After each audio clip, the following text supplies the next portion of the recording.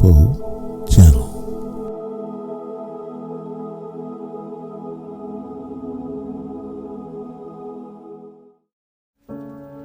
Excuse me just a moment. That's okay. That's okay. Do you want to trade myself? No, I just wish this whole thing would go away. It doesn't go away. Most certainly the people who have this information, for the most part, would love to share it with their loved ones, to share it with their grandchildren, to share it with humanity in general. We're not paid a penny for anything. I'm hoping that they will someday release the information. It's information of such great consequence that it's something that should be shared by all humanity. It's not something that should be limited to a privileged few within the United States government. The only reason we're doing this is to try and get as much of the truth out as we can while some of us are still alive. Well, now, Doctor, could they be hallucinations or some other misrepresented objects? They could, but I am firmly convinced that such an explanation is not valid for all of them. It might be in few cases, but there is still remaining a solid block of very reliable, good observations which cannot be explained by such means. I think we are entitled to know what's happening in this world. We live in it. It's our world. Headline edition, July 8, 1947. It's getting to be a long-lost story. It's not going to be too long before there's not going to be anybody left that was alive in 1947. The Army Air Forces has announced that a flying disc has been found and is now in the possession of the Army. They just think that you're nuts if you talk about it, so. And I don't just generally talk about it, to anybody unless somebody calls and asks me to tell them what happened. It's not a source of conversation over coffee. If I didn't think the government was withholding information on the overall situation, I wouldn't be sitting here being interviewed, for one thing. It doesn't get any easier, because every time that I tell somebody about it, I feel like I'm 12 years old again.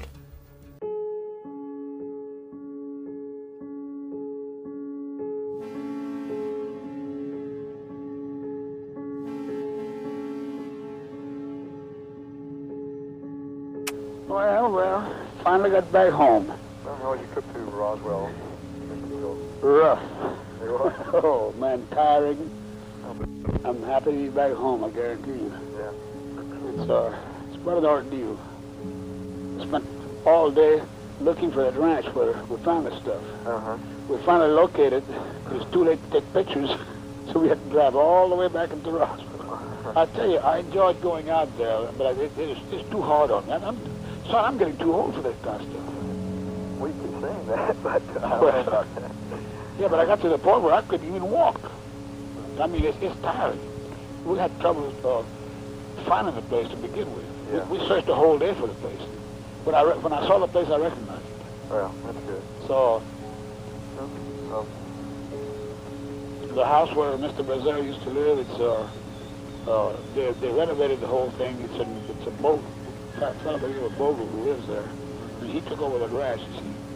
And he was very helpful. In fact, he took us right to the spot. And he knew exactly where it was. Uh-huh. So we were lucky in that respect. Yeah. And I walked over that entire area. Too much happening at one time. Uh-huh. But I did recognize the exact spot. Oh, you did? Okay. Oh, yeah. I took him to the exact spot where that stuff was found. There wasn't any debris out there, I guess? Oh, no. Lord, that thing is vacuum cleaned. Uh-huh. There's nothing left. Roswell right now is composed mostly of retirees. It's a beautiful sight, the illumination around that place. But I really enjoyed that.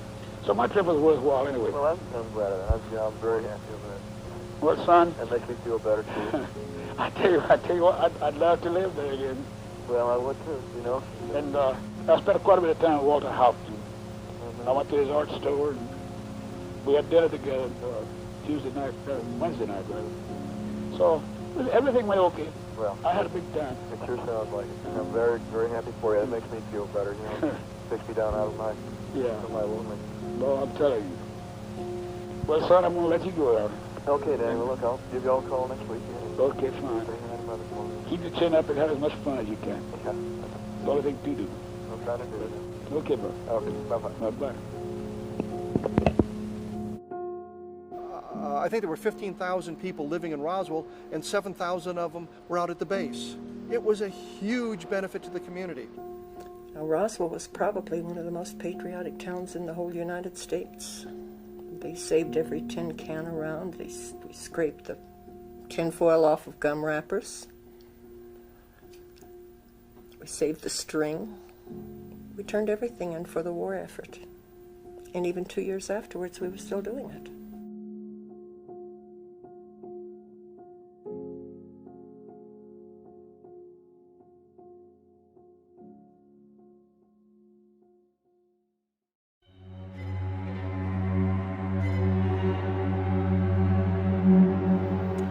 The sequence of events, as I've been able to establish them in my mind, is you've got radar sightings taking place early in July, 1st, 2nd, 3rd of July.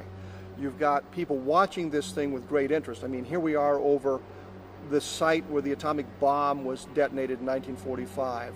Atomic research still continues, the 509th Bomb Group, and rockets being launched from Alamogordo. So it's an area of high interest, especially to a space traveling race.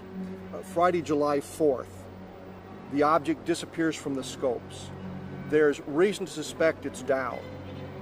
The next morning, we've got an archaeology team out there. We also have a man and a woman. This story now begins like every science fiction movie you've ever seen. I've got a couple out in the desert. She's married, he's not. They're not supposed to be there. The thing roars overhead and slams into the ground. They look at it the night before, but they're so drunk, they don't do anything about it. The next morning they sneak back to see what's going on. About the time the archaeology team shows up, the archaeologists send someone back to call the sheriff. Sheriff alerts the 509th Bomb Group. We've got trucks coming in on the morning of July 5th, a military cordon going up around the area here close to Roswell. And this is what's critical. Why do you put up guards on the roads right off Highway 285 just north of town if all you've got is the debris field some 75 miles northwest? You don't need to do that. If the craft impacts much closer to Roswell, then the guards make perfect sense. You want to keep people out of the area. The team picks up the bodies at that location. They're brought back to Hangar 84. The debris is brought back to this area. It's transported out on the night of July 5th. The next day, they're sitting around congratulating themselves. Aren't we bright? We got this thing contained. Nobody knows what's happened. Mac Brazel shows up at the sheriff's office with a box full of the debris. Clearly, this is something else.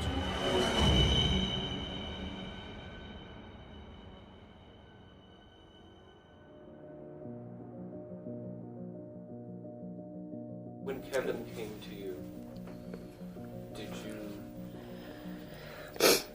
then come to your family after that? Not for about 2 years. Not for about 2 years. First 2 years that Kevin called me, I wouldn't talk to him. And then finally he told me, he said, we've been to a meeting and we know the firemen were out there. We know that your dad was on the crew that went out there. We think you must know something. Will you come and talk to us? So I agreed to come and talk to him, and they were staying here at the Roswell Inn then. I was making a trip to Portales to see my daughter, and stopped to see them on my way back. And we had a conversation about, yes, that I knew that there had been a craft that had crashed, but we didn't go into details on it. And Kevin was talking about the Corona site. And after our conversation, I told him we're not talking about the same thing.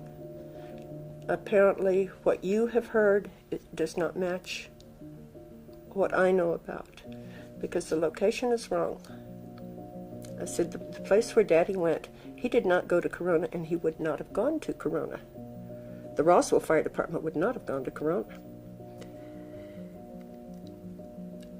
So at that point, they started looking for clues to this other crash site. When I told him where Daddy said it was. So that's how this started. That's how it all came out, anyway.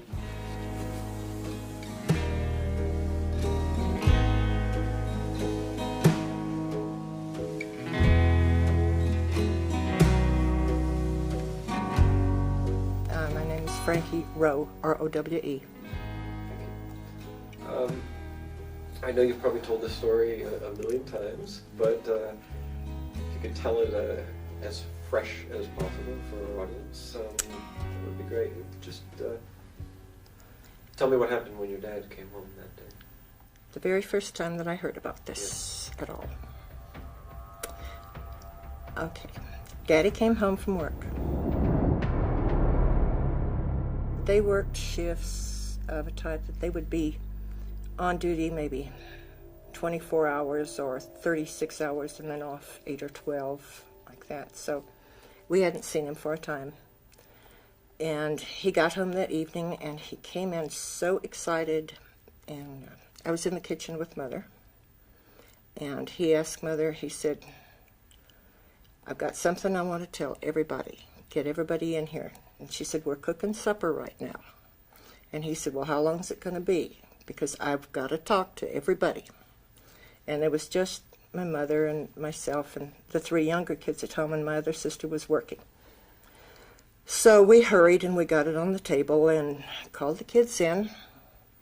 And he started telling us that they had gone on a call of what they thought was going to be a plane crash north of Roswell. And he said they got called out to Blackwater Draw. And when they got out there, what they saw was not a plane that was our plane, but he said it was a flying craft from somewhere else. Well, we didn't ask questions, but Mother asked all the questions, and we were just listening, and she started, what do you mean somewhere else? And he said, it's not an airplane. He said, it's not from this world. Now here on this map are pinpointed locations where some 30 saucers have been sighted and are still unexplained. The following proposition could be established. There actually have been and may now be present in the Earth's atmosphere strange aerial objects. Some are of a geometric order. Others can only be described as brilliant light sources. Their form cannot be determined. He said the crash was like the flying saucers that they had talked about, because there'd been a few comments on the news about flying saucers. And he said it was one of the flying saucers crashed. And I don't think really Mother believed him at first, and he said, no, I mean it. We went out there early today, which I don't know what time that was, but early to him could have meant they left before dark. And he said when they got there, they could see that there were 2 bodies that were laying on the ground outside of this craft, and that there was one, what he called little person. And he said there's one little person that was walking around, and he said they were still alive. So she asked him, you know, what do they look like? Do they look like us? And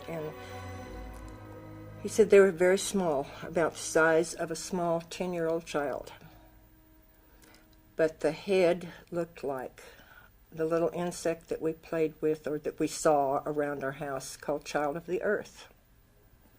We all knew what that looked like, so nobody asked any questions on that. We assumed that meant that the head was too large for the body, and it had no hair, and it would have large eyes. We knew that because that's what the Child of the Earth insect looks like. He said they looked quite a bit like us. He said they were a lot smaller than we are. Because when he said a small 10-year-old child, I knew he meant smaller than I was. And I wasn't very big at 12 years old. I was a little small for my age.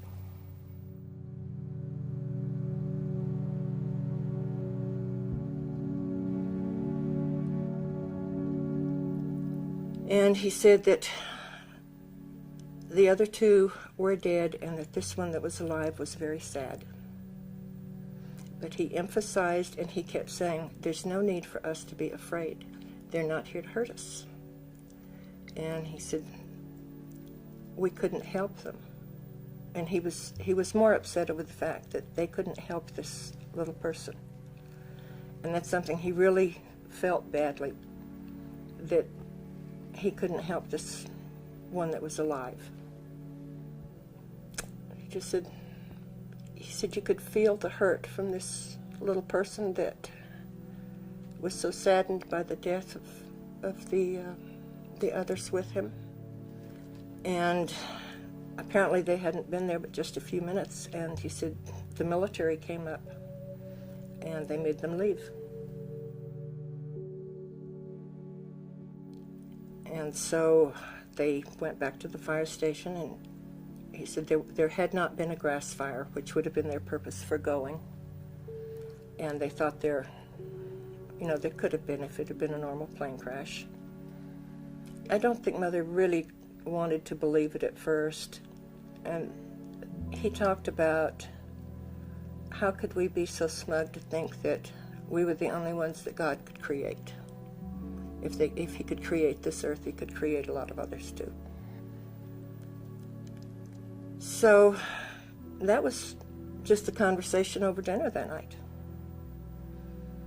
And then there wasn't too much said about it for the next couple of days. Then I was at the fire station one afternoon because I'd gotten sick. I had to see the doctor, and we only had one vehicle. So I went back to work with Daddy. He came home at noon and picked me up on his lunch. And I had gone to the doctor and was sitting in the kitchen part of the fire station, and I was eating a glass of ice chips. And a state policeman came in, and he yelled at Daddy. He said, "Hey, Dan, come over here." And he said, "Get all the guys. I want to show you guys something."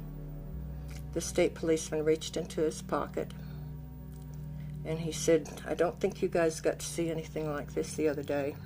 And he pulled his hand out of his pocket, and it was closed up.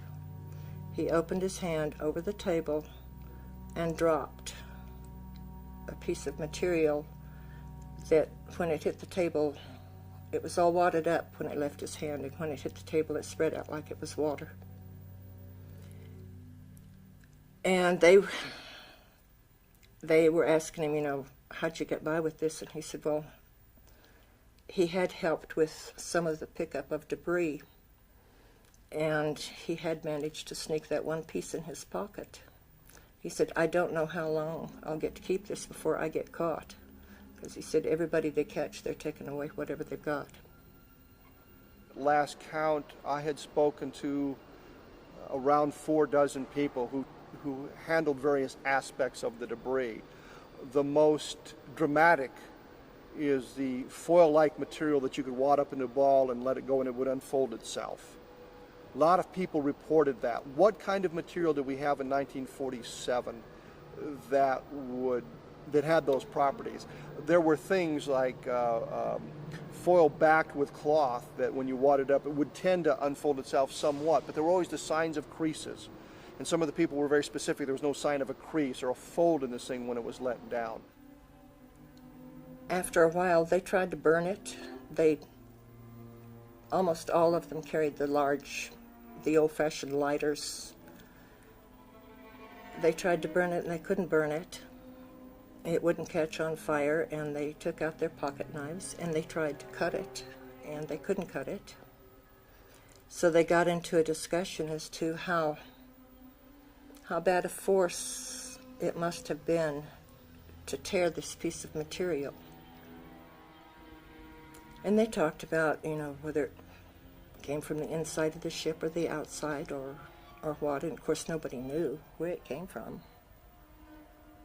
And while they were talking, I guess they all had their chance to play with it for a while, and it was laying on the table, so I reached over and picked it up.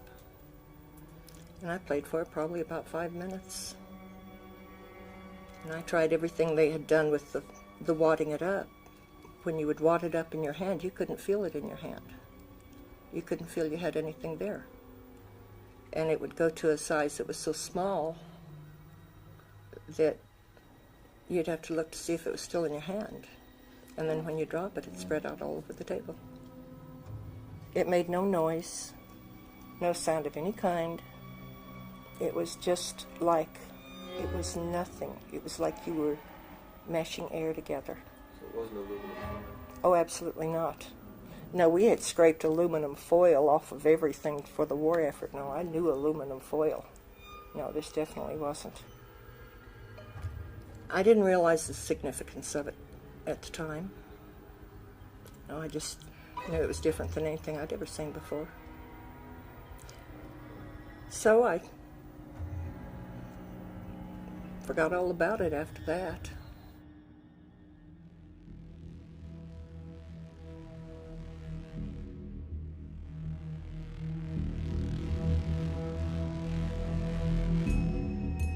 Something came down during the first week of July 1947 on what's known as the Foster Ranch.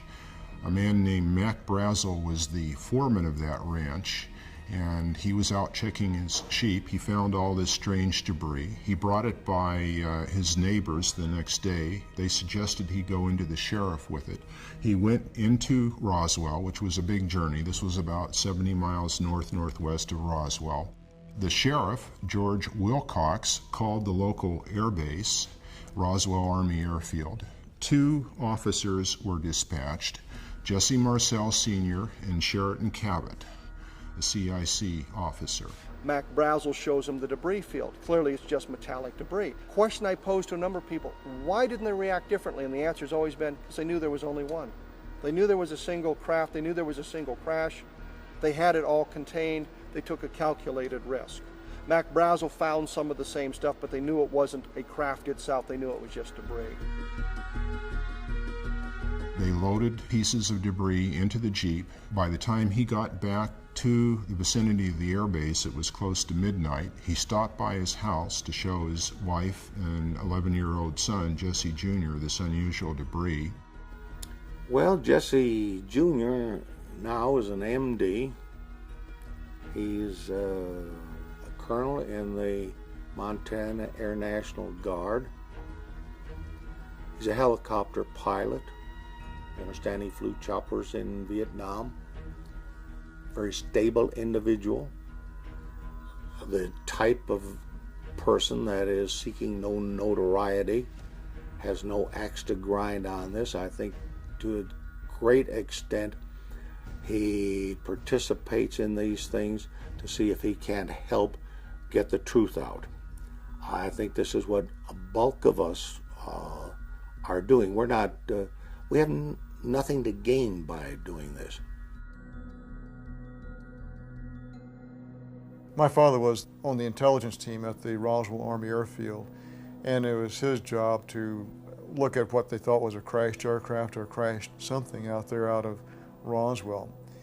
When he came in, he was very excited. He woke my mother and myself up at must have been 1 or 2 o'clock in the morning, and he wanted us to see what he was bringing in from the field.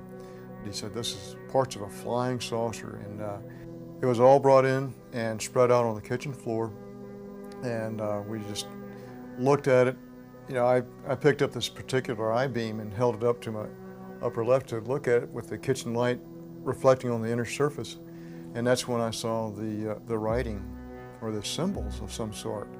I thought at first, this is hieroglyphics or some kind of writing like that. It certainly looked alien to me.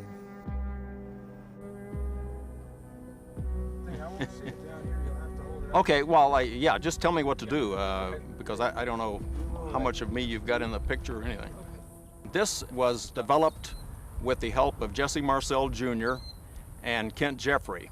This is a replica of what was picked up off of the desert by Major Jesse Marcel back in 1947. The one I saw was probably greatest 3/8 of an inch in cross-sectional diameter, 12 to 18 inches long. Actually, the material that I saw almost resembled something that could have been blown out through the side of the craft, like there was an in-flight explosion just spreading debris or blowing debris out of the side. There was a debris field. It's 3/4 of a mile long, 300 feet wide, according to Jesse Marcel, loaded with this metallic debris. Mac Brazel describes it, the debris being thick enough the sheep won't cross it, he's got to drive it around him. There's clearly a lot of debris. Bill Brazel talks about a gouge down through the center, 500 feet long, 10 feet at its widest. We don't pretend to understand the mechanism of the shedding of this massive amount of debris in one area and the craft impacting much closer to Roswell. It's a much smaller craft. 15 to 20 feet wide, maybe 25 feet long, more or less intact. There seems to be some sort of damage to it, and there was some debris scattered on the impact site itself.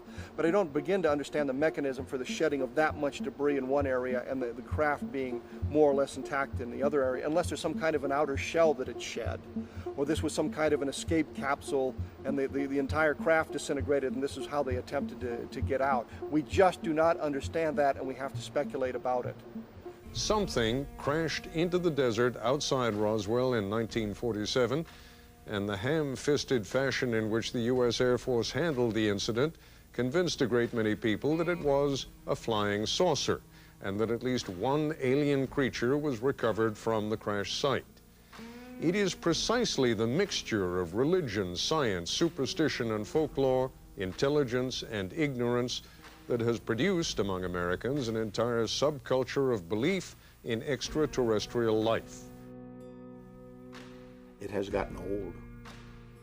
Like anything else, it has become a job, a task, no longer an exciting experience.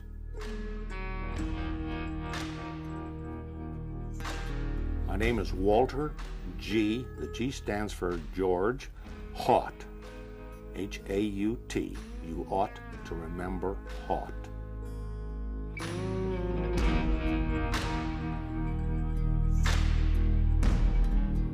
I'm not the only one. There are other people that have been involved in this that are in the same position. We're not paid a penny for anything. The only reason we're doing this is to try and get as much of the truth out as we can while some of us are still alive. You got to look at the age group that was out at the base at that time. So many of the people that have been doing the legwork, so to speak, were in their 20s. I was one of them. At the base, I was a crew member, navigator bombardier.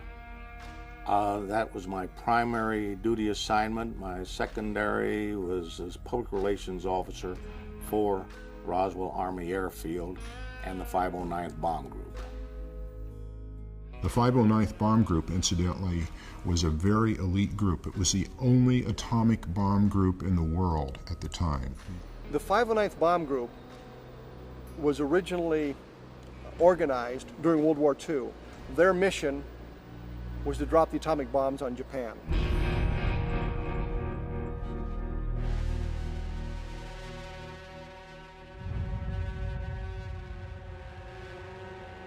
We also dropped the bomb on Bikini. The organization was pretty much of a tight-lipped organization. By the time you get to Roswell in 1947, it's the only atomic strike force in the world. They're training people to begin other atomic bombing groups in the Air Force. If you became the commander of the 509th Bomb Group, you inevitably were promoted out of the job and became a general. It was the premier group in the Air Force in 1947. Today's edition presents a roundup of the latest developments in the finding of a flying disc. I was called to headquarters, was given copies of a press release which stated in essence that we had in our possession a flying disc. The Army may be getting to the bottom of all this talk about the so-called flying saucers. As a matter of fact, the 509th Atomic Bomb Group headquarters at Roswell, New Mexico, reports that it has received one of the discs which landed on a ranch outside Roswell. From what we know, it was shown to William Blanchard in the morning. About 12 o'clock at noon, a press release was issued by Blanchard. My father is a 30-year retired Air Force colonel, a World War II fighter ace, and he knew and worked with William Blanchard in the early 1960s. And according to my father, Blanchard was no fool. Blanchard was not the kind of man to put out a press release about something so dramatic as a crashed UFO without being absolutely certain he was correct. In other words, if Blanchard said there was a crashed disc, there was a crashed disc. Colonel William Blanchard of the Roswell Air Base refuses to give details of what the flying disc looks like. The media here was localized media. You had a radio station of 250 watts. If you were outside of town, you basically didn't get it. You had a second radio station of equal size. You had 2 newspapers. You could control the media very carefully. It strikes me as odd in today's environment to hear a radio station owner tell me that the FCC would call and say, if you broadcast a story, you will lose your license. And they don't tell the FCC to go play with themselves and broadcast the story anyway. They suppressed the story, and they were able to suppress the story. They were able to do what they needed to do to suppress it. This was a military town in 1947. The Army Air Forces has announced that a flying disc has been found and is now in the possession of the Army. Army officers say the missile, found sometime last week, has been inspected at Roswell, New Mexico, and sent to Wright Field, Ohio, for further inspection. We have the military moving in, cleaning all of that material up. Walter Haut issues his press release saying we've got a flying saucer. I was told to hand deliver to the 4 news media we had in town at that time. We had 2 radio stations and 2 newspapers. After I had lunch, I went back out to the base. First phone call that I got when I got back to the office, it fell from London, England. His interest was, why did we put out the press release in the manner we did? And how did Major Marcel know how to fly this object? I had to explain to him that the press release was put out on the orders of the base commander, number 1. And number 2, Major Marcel did not fly this object. He took this material and put it on an aeroplane, and the aeroplane was flown forward.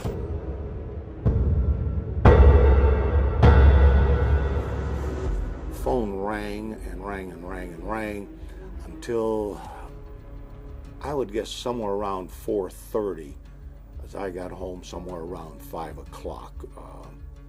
That was the end of it. The next morning, when I went out and picked up the newspaper, it said that headline that General Ramey emptied our saucer. The story was done.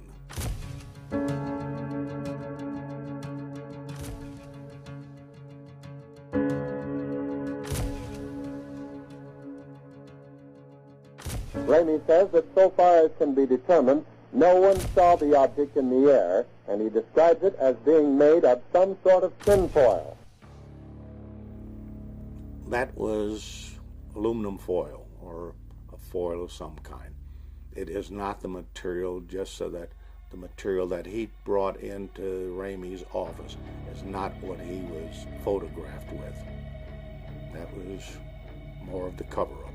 I believe he said, I didn't want to be a liar about this, but when I was told this is what you're going to do, when the general tells you, you did it. Simple. Jesse Marcel, in fact, told a number of people that it was a weather balloon. When he was shown the picture in the book, he said, that's not the stuff I brought home. You know, when he came back from Carswell, after flying the debris. He did tell me not to talk about this, told my mother not to talk about this. This is a non-event. Play like it never happened. Don't even talk about this with your friends, which I didn't.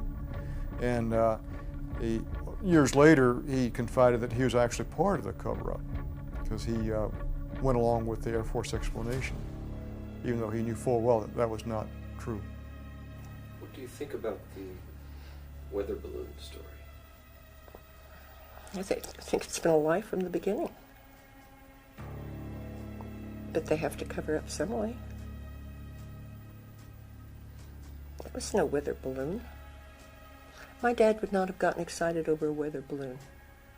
He was not easily excitable. And this is the most thrilled I'd ever seen him in my life.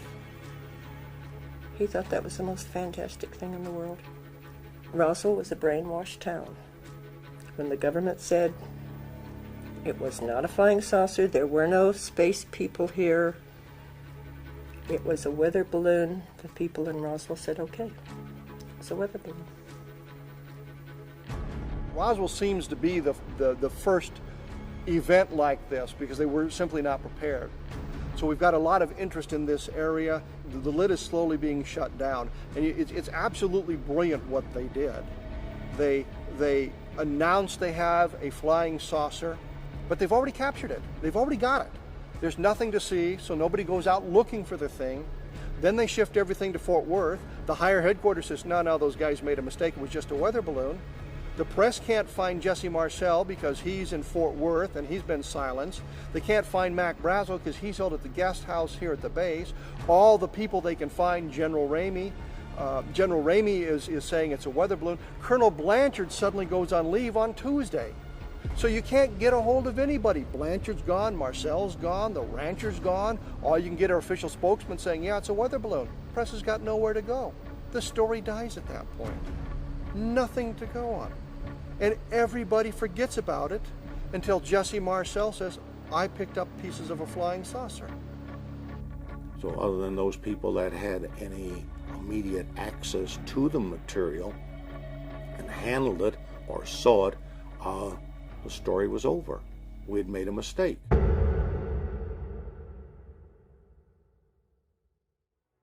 Fear will do a lot of things. And that was fear. In 1947, it was much easier to intimidate a child than it is in today's world. We were not exposed to things like TV.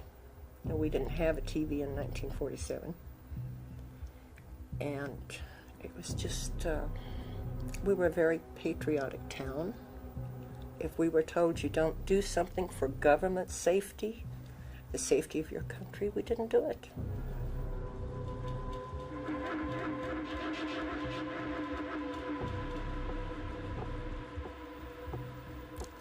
I'm not sure what the time span was, maybe 3 days, maybe 4. Could have been less, it could have been more. But I was at home and a car came driving up the driveway, and we had a pretty long driveway. It was a military car. And Mother and I walked to the door. They knocked on the door, and I answered the door, and Mother was beside me, and he told Mother who he was, and that he wanted to talk to the girl that had been down at the fire station. And so she told him it was me. So he came in. And we started to sit down in the living room, and he said, no, I want you. Go in there in the dining room. You could see the dining room from the living room there. He told Mother to sit at the end of the table, and he told me to sit at the side. He positioned himself across the table, and he told us to sit down, and he stood.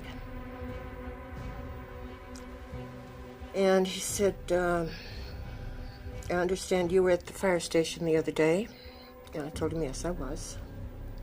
And he started out by saying, I want you to understand that you were never there. And I didn't understand what he meant, because this was kind of a not a way of talking that we were accustomed to. And I said, yes, I was there. And he said, no, you weren't. And I said, yeah, I was there. And he had mentioned at first that he wanted to see the one who had seen the piece of material that they had been handling down at the station. And I said, yes, I did handle it. And he started emphasizing, no, you didn't. Well, my mother was pretty strict, and we didn't lie. So I'm insistent that, yes, I saw it, yes, I held it.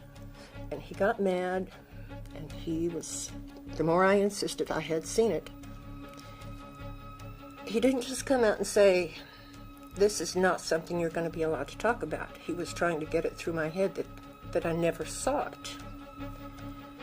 And he got louder, and he had one of those, looks like a small baseball bat that hooks on the side of your belt, and he took that out, and he's holding it, and he starts beating his hand. Every time he said something, he would hit that on his hand, and he would say, I want you to understand, you were never there. You did not see anything. You did not hear a conversation. And he said, if you can't understand this, there are things that we can do. He asked Mother, he said, can she keep a secret? And Mother said, yes. She said, just tell her what you want her to do. And he said, well, first of all, you've got to understand that if you ever talk about this the rest of your life, he said, there are things that we can do, and we'll do them now. We can take all of you kids, we will take you either to Orchard Park or to Artesia. Orchard Park was the German POW camp during World War II, and Artesia was the Japanese POW camp. And he said, but we don't have to do that. We don't even have to let you live. He said, we'd put you in one, we'd put your parents in the other one, but we don't have to do that. He said, we can take you out here in the middle of this desert. He said, no one will ever find your bodies, ever. No one will ever know what happened to you. And so he said, the only way I'm going to let you stay around or live is if you promise you'll never talk about this the rest of your life. So I told him I wouldn't. But that really was pretty much all that was involved. He was probably there at the house maybe 45 minutes to an hour. Mother sent me into the bedroom, and I don't know what he had to say to her afterwards. One of the other military police that was with him stayed in the backyard with the younger kids so they didn't come in the house while he was there. And I never discussed it again until recently. And I'm sorry, I just, someday I will get over it, and I haven't yet. Your mother must have had a hard time explaining to you. Obviously, you were raised to be honest. She never talked to us about it, never. It was never mentioned again. From the time you came walking out of your bedroom? From the time I went to the bedroom until the day she died, we never mentioned it. There was no conversation. What about your father? Never talked to him about it either. I'm sure they must have talked to him down at the station. You must have gotten a good talking to. I imagine he did. Excuse me just a moment. That's okay. That's okay. Frank, you want a drink or something? No, I just wish this whole thing would go away. It doesn't go away.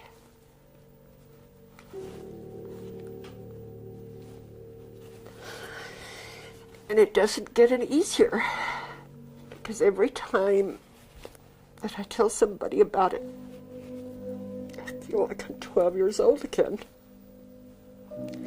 I can see the guy standing there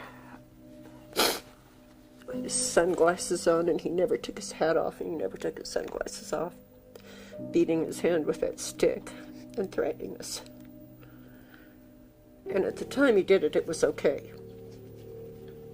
Because we'd been through the war, we understood, and I didn't realize it was intimidation. I had no idea what it was until probably the last 5 years, actually.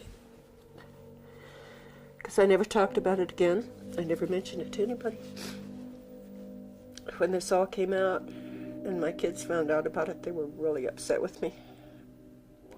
Because I never told them about it. A husband who was very upset with me about it too, because I never told him about it. What was it that made you finally talk about it? Kevin Randall. If we had Frankie Rowe's story stand alone, I would be bothered by it. A 12-year-old girl who meets with military officers can certainly misconstrue what they're trying to tell her, especially the way that they arrived at her house. We know the event took place because her sister corroborates it. Her sister corroborates her father's involvement. We have affidavits on that. So yeah, I believe Frankie Rowe's story. I think that they did visit her and they did suggest the things she says they suggest. And I believe that because we know that others were intimidated in similar fashions. We have the military people telling us they were sworn to secrecy. All of this going on around it. So Frankie Rowe is not standalone. There's corroborative testimony that suggests somebody was putting pressure on people to silence them, and they used what means were necessary to keep those people silent. With the military people, it was merely the threat of imprisonment and going to jail because they understood that. With some of the civilians, they were told that if you ever talk about it, you will be killed. One of the people, I forgot, Sheriff Wilcox, his family was told the same thing, that if he talked about it, not only would he be killed, his wife would be killed, and his daughters would be killed. The whole family would be wiped out. That comes from Sheriff Wilcox's granddaughter, Barbara Duggar, who heard the story from her grandmother. So we have a wide range of testimonies from various individuals telling us of the pressures that were placed on them to keep them silent. And I think they used the technique that was best for that specific group of individuals.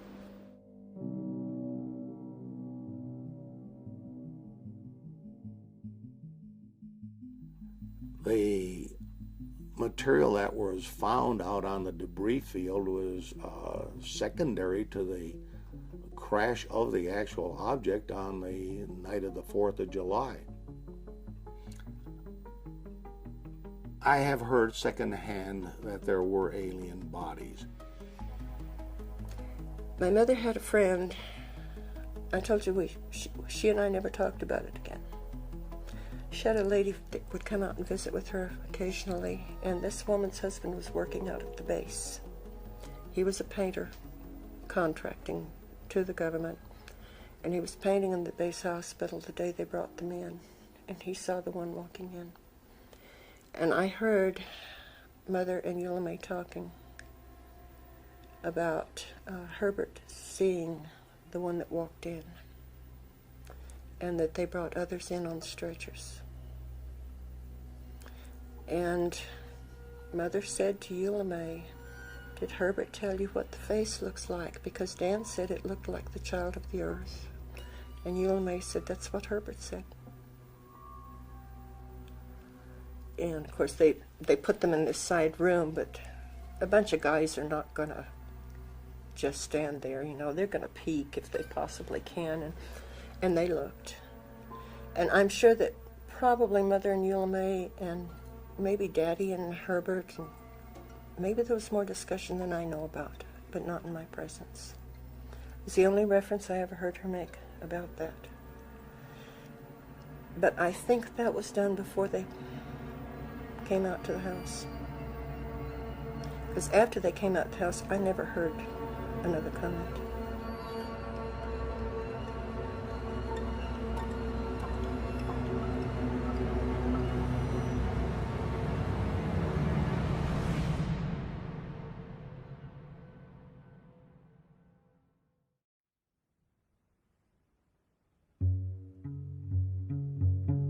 The U.S. Air Force is about to tell us what it says happened. We're going over to the Pentagon now, where Colonel John Haynes of the U.S. Air Force will tell us Good afternoon, what ladies and happened. gentlemen. For some bizarre reason, The Air Force, which whenever you queried it about UFOs said we have no interest in UFOs. If you feel threatened by them, contact the local law enforcement.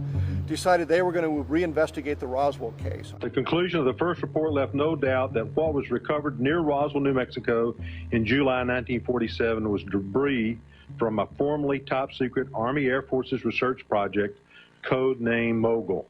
In 1947, they told us it was a balloon with a Raywin target attached to it.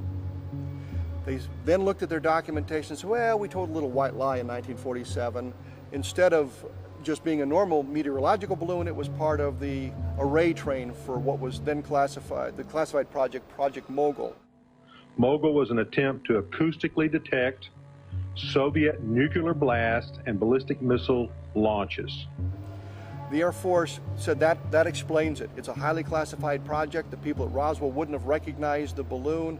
That's why it was covered up. We didn't want the people to get back to Project Mogul. Where this falls down is they have no documentation to prove what was picked up at Roswell was a Project Mogul balloon. The people at Roswell, Jesse Marcel, for example, the air intelligence officer, was part of Operations Crossroads, and we're told that the Raywin targets and the meteorological balloons were used as part of the atomic testing, so he should have been familiar with the balloons. So you've got a situation where they're saying these guys with their fingers on the triggers, if you will, can't identify a balloon and are so hysterically possessed that they claim it's a flying saucer.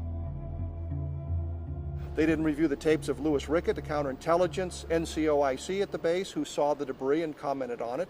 They didn't review the tapes of Major Edwin Easley, who told me that he couldn't talk about it because it was still classified 47 years later. Told me a number of times in our first conversation, I can't talk about it, I was sworn to secrecy. They didn't even talk to Brigadier General Arthur Exon, who reported that he flew over the two distinct sites, and reports the gouge. A balloon will not leave a gouge. So they didn't talk to the people I would think were key people. Instead, they talked to the people that are going to lead them directly to the Project Mogul explanation and let it go at that. They say this was a top secret project, implying there was special equipment. It's a neoprene balloon and Raywin targets. Raywin targets had been used for 20 years. At first they were used because they reflected the sun and they could track them visually much easier. Now they were adapted to radar use. Irving Newton said that he launched literally hundreds of them during the invasion of Okinawa. There's nothing special about these balloons, nothing at all. And by placing it with Project Mogul, we're implying that there was something unusual about these balloons, that there was something that would keep these people from identifying, but there wasn't. This is in reference to Charles Moore, who was the project engineer on Mogul. With respect to the neoprene rubber used on those meteorological balloons, and they were standard meteorological balloons, the idea that the Mogul array was something special or out of the ordinary is an illusion. But Moore explained to me the type of rubber, how thin it was. He actually compared it to a giant condom. He said it was very thin and that's what it looked like. And my response to that was, well, if that's the type of material that this resembled, it certainly isn't anything that would have fooled any members of the United States Armed Forces. Therefore, this was not a Mogul balloon.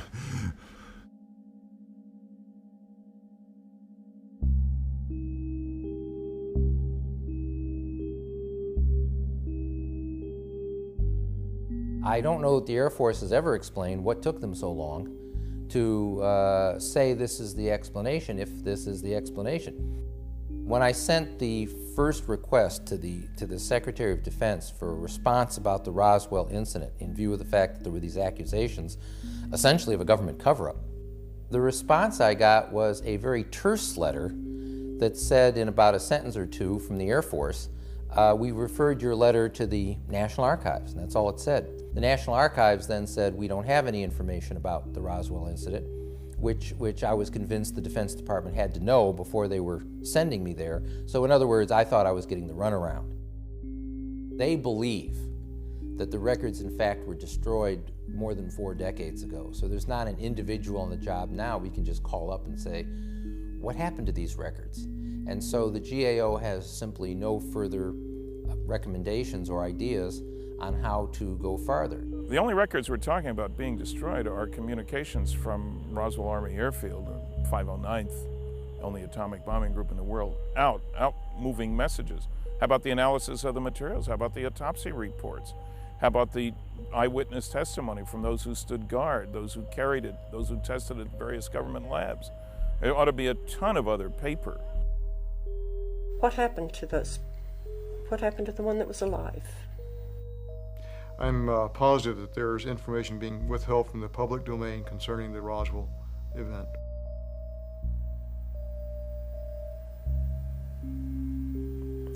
There are a lot of things that our government hides, and it isn't right. They shouldn't. They especially shouldn't do it to a town like Roswell that was so supportive of every single thing that they did. The story is going to end one of these days because there's nobody going to be able to refute it or say anything about it.